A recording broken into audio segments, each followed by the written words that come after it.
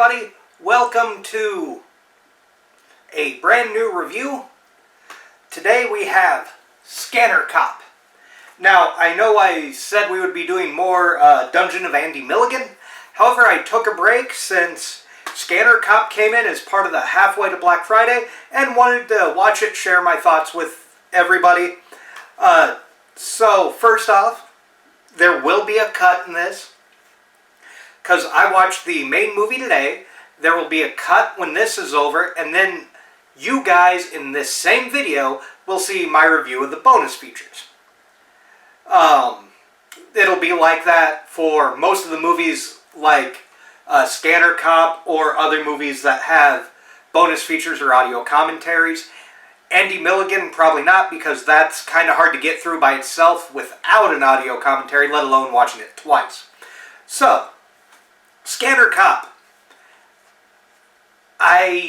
Well, first off, I watched the 4K that's included with this. The picture looks very clear and crisp, which is great. The only downside is that you can kind of see, like, it looks like a lot of the mustaches are fake, except for one, which we'll get to. So, yeah, so the movie. It is basically a spin-off of Scanners. Scanners was directed by... Oh, crap. David Cronenberg. I want to say David Lynch. That's not right. David Cronenberg directed the original Scanners. And then there was Scanners 2 and 3. I don't think Cronenberg was involved in any capacity other than the name was similar. And then Scanner Cop is a spin-off. This is about... well, the movie starts off with a kid named Sam. And Sam's father is a scanner, and you find out so is Sam. It's not really a spoiler, it's in the title, Scanner Cop.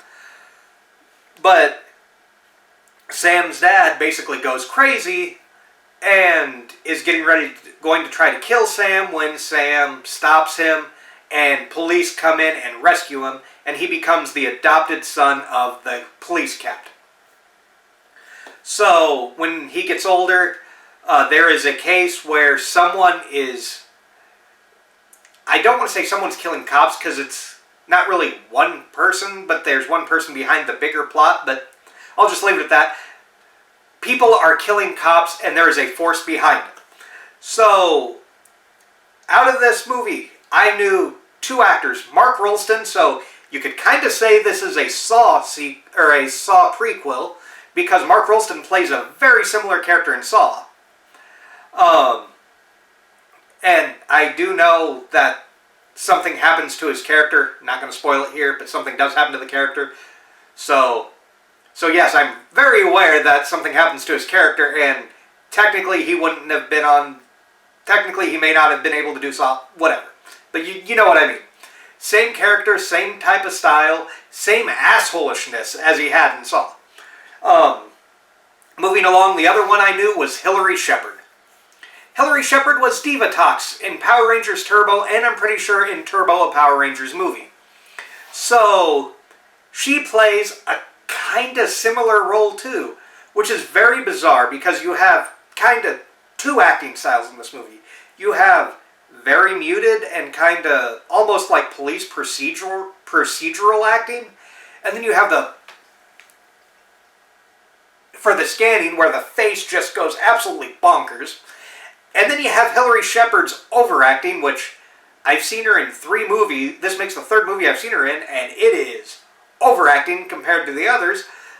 But the main bad guy is overacting too, which is very strange. So, yeah, it's kind of a weird film in that there's stuff that probably should be taken seriously. Like, there's a scene where a woman is about to be mugged, and Nick, the Scanner Cop, scans a guy, and the guy just goes flying.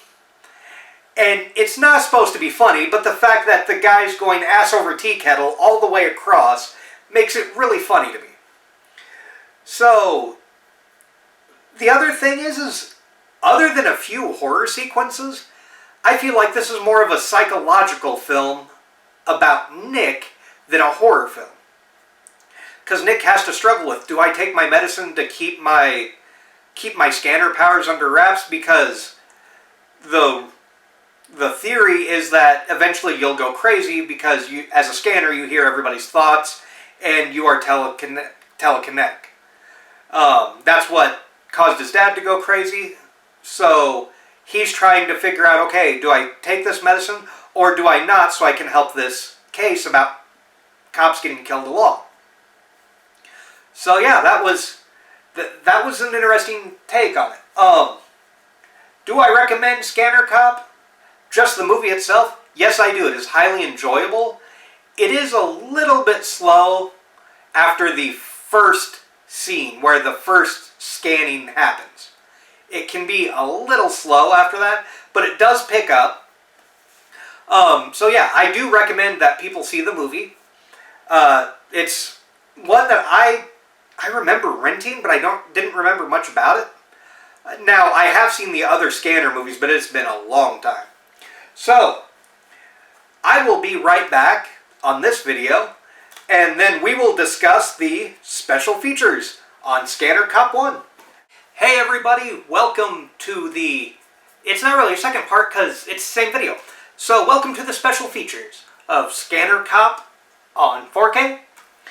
So, I tried to do the audio commentary. The audio commentary is done by We Hate Movies, which it's a podcast I really, really like.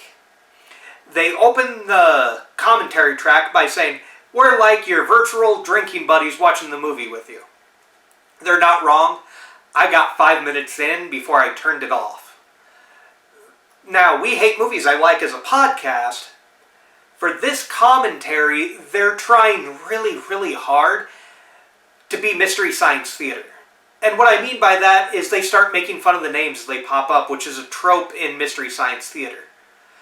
And maybe it's because I've watched a lot of Mystery Science Theater and riff tracks lately, especially during the pandemic, which we are still in, but restrictions are lifting where I'm at. But it just feels like they were trying too hard to be something that they're not and trying to be funny. And it didn't work for me. After 5 minutes, I turned it off. So that was my review of the commentary. The commentary by them, I didn't like. I don't think it's that good.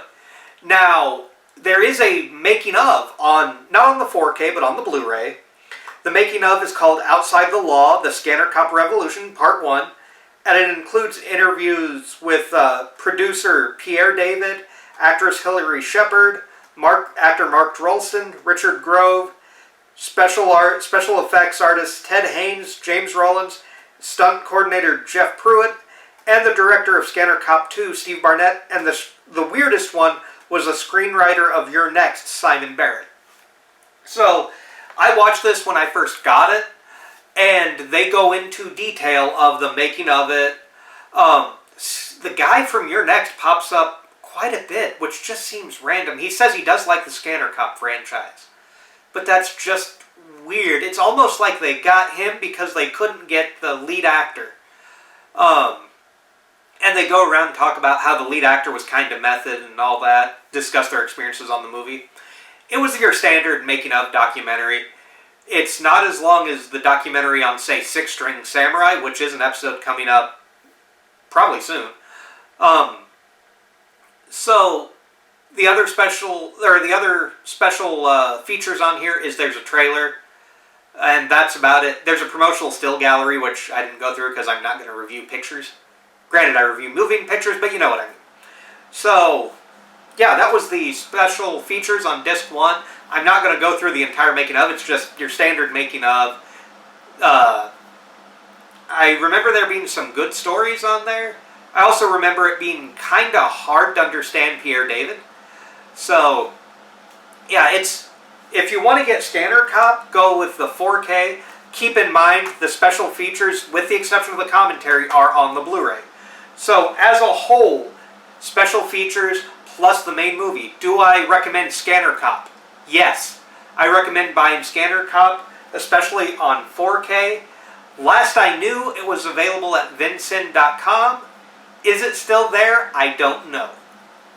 So, again, last I knew, it was at Vincent.com. So, check it out if you want a good time.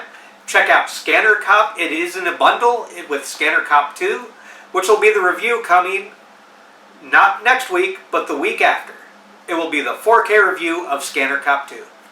Thank you so much for watching, and remember to stay spooky, stay scary, take care. We will see you next time.